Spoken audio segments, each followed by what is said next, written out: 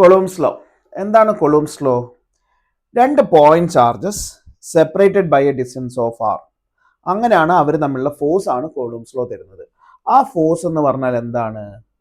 Directly proportional to product of their charges and inversely proportional to square of the distance between them. ഇത് നമുക്ക് എങ്ങനെ replace ചെയ്യാം ഒരു constant വെച്ച്? That is equal to 1/4πε0 Q1 Q2 by product of their charges and inversely proportional to square of the distance between them. Epsilon 0 എന്ന് പറഞ്ഞാൽ permittivity of the free space ആണ്. അതിന്റെ വാല്യൂ എന്ന് പറഞ്ഞാൽ epsilon 0 is equal to 8.85 into 10 to the power of minus 12 Coulomb square by Newton meter square ആണ്.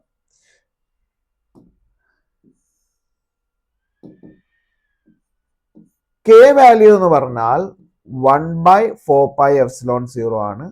അതെന്ന് പറഞ്ഞാൽ എത്രയാണ്? 9 into 10 to the power of 9. ഇതിന്റെ യൂണിറ്റ് കിട്ടാൻ എപ്സിലോൺ സീറോന്റെ യൂണിറ്റ് റെസിപ്രോക്കൽ ചെയ്ത് കഴിഞ്ഞാൽ കെന്റെ യൂണിറ്റ് കിട്ടും. സോ ദാറ്റ് കെ യൂണിറ്റ് എന്ന് പറഞ്ഞാൽ newton metre square by coulomb square ആണ്. ഇനി ഇതേ ചാർജസ് ഒരു മീഡിയത്തിലാണ് വെക്കുന്നുണ്ടെങ്കിൽ അവിടെ ഉണ്ടാവുന്ന ഫോഴ്സ് എന്ന് പറഞ്ഞാൽ എന്താണ്? 1/4πε Q1 Q2 by R square ആണ്.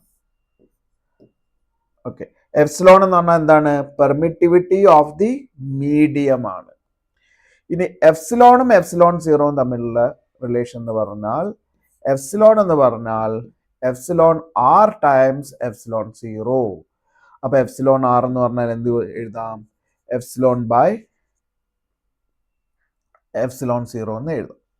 അപ്പൊ എപ്സിലോൺ ആർ എന്ന് പറഞ്ഞാൽ എന്താണ്? അതിന്റെ പേരാണ് റിലേറ്റീവ് പെർമിറ്റിവിറ്റി. ഇതിന്റെ പേര് റിലേറ്റീവ് പെർമിറ്റിവിറ്റി.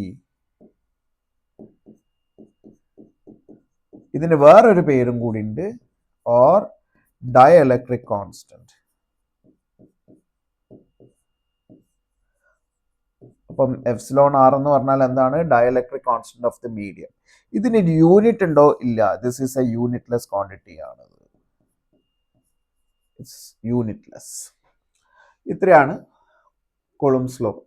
അത് കൊളൂംസ് ലോ എന്താ തരുന്നത്? ഫോഴ്സസ് ബിറ്റ്വീൻ 2 പോയിന്റ് ചാർജസ് ആണ് ആക്ച്വലി കൊളൂംസ് ലോ തരുന്നത്. Thank U.